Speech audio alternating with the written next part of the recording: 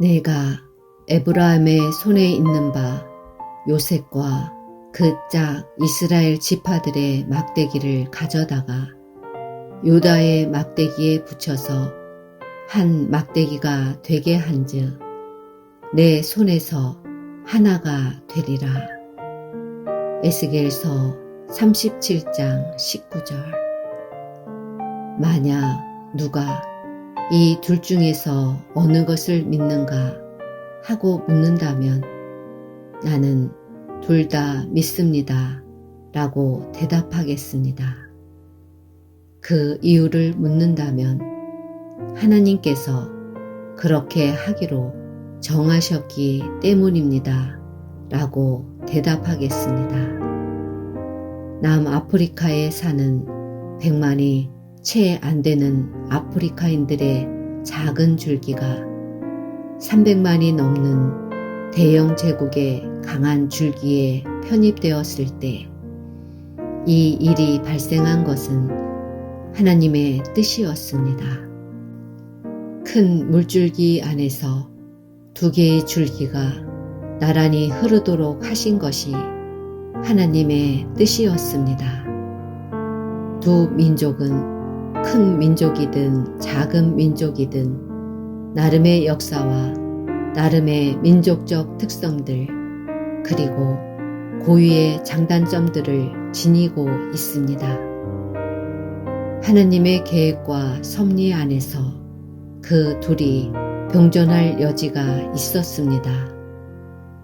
그렇다면 하나의 물줄기인가 두 개의 물줄기인가 하는 문제를 놓고 그토록 치열한 투쟁과 반목이 발생한 이유는 무엇입니까? 그 이유는 사람들이 두 개의 관점을 받아들이기를 거부하고 각자 자신의 권리만을 내세웠기 때문입니다. 그들은 이쪽 아니면 저쪽만을 요구했습니다. 하나님이 짝지어 주신 것을 사람이 나누지 못할지니라는 하나님의 말씀을 그들은 망각했습니다. 하나님의 뜻을 알고 행하고자 정말로 사모하는 사람은 다른 사람들을 대할 때에 두 가지 의무를 자각해야 합니다. 하나는 자신의 민족성을 충실히 견지하는 것이고 다른 하나는 동시에 하나님의 섭리로 갖게 된 제2의 민족성을 사랑하고 존중하는 것입니다.